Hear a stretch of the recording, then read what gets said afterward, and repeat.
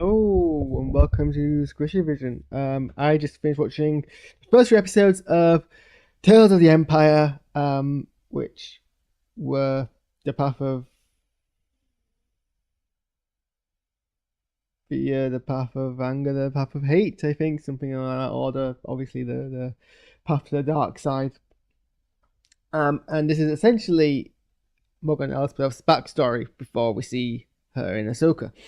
Um, so go through each episode in one, and then I can't get my thoughts on the whole thing. Um, so the first one was basically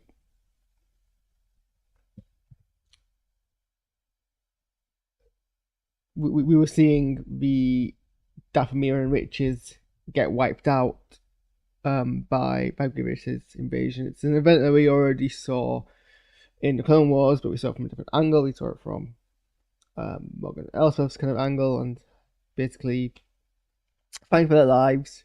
Grievous appears using, I think, the new model that they used in a teaser for the Clone Wars finale. People were very excited about that, but really, Grievous has relatively well. He's in it a lot, but he's in a lot of fog and darkness, and he doesn't speak much, and there's no kind of real character work. Not that that's a complaint, but I think people were hyping up this appearance. It doesn't actually go too much, but that's fine because it's not Grievous' story. And in fact, Grievous isn't really meant to be humanized or have much of a personality. He was basically just a horror appearance for Morgan's backstory. So that's essentially what happens.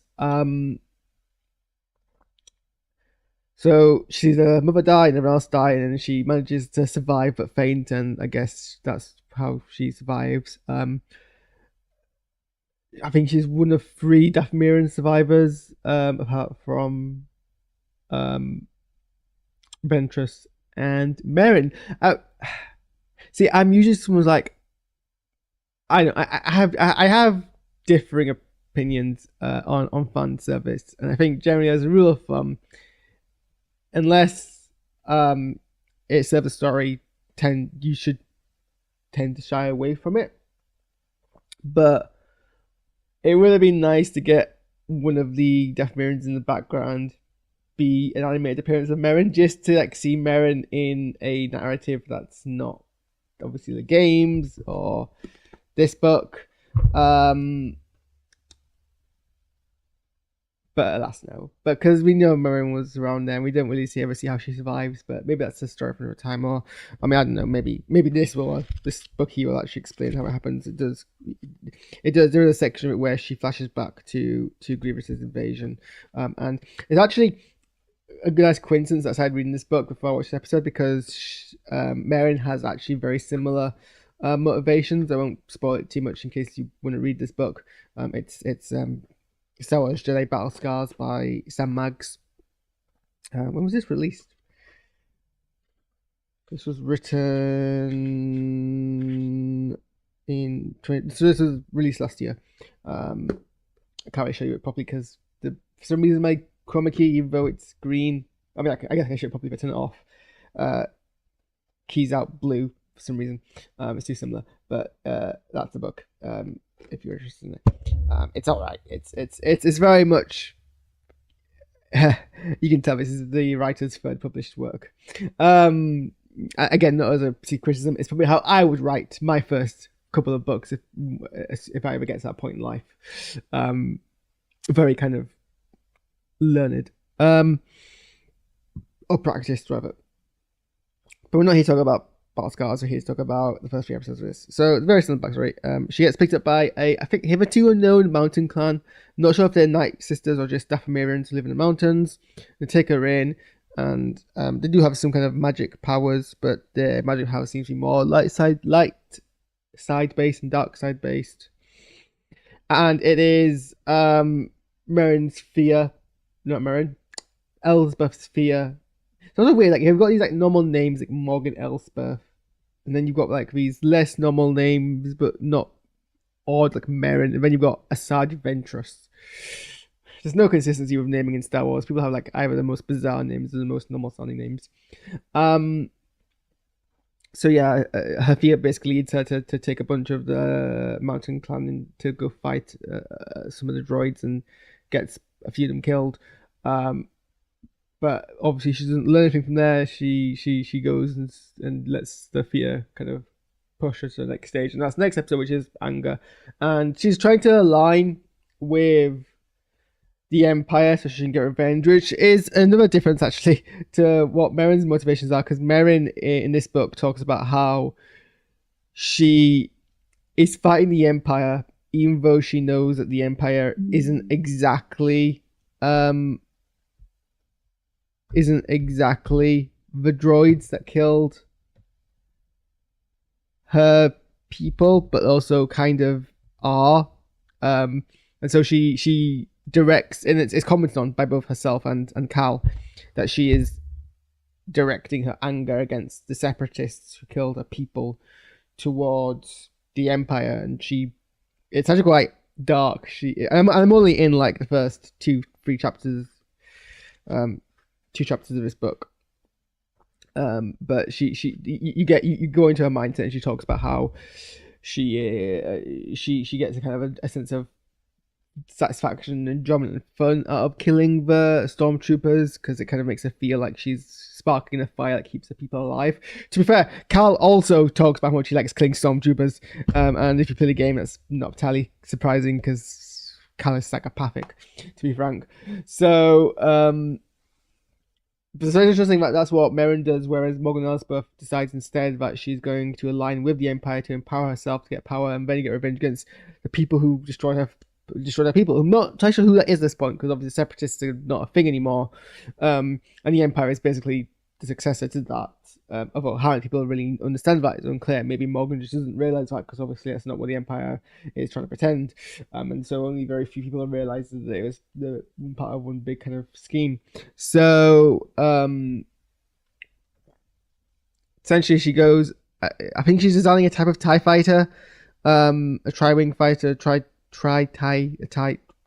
trio wing fighter, but no one's really impressed by her designs because they're not cost effective, and they'd rather steal the resources of the planet she's occupied, that she's become magistrate of.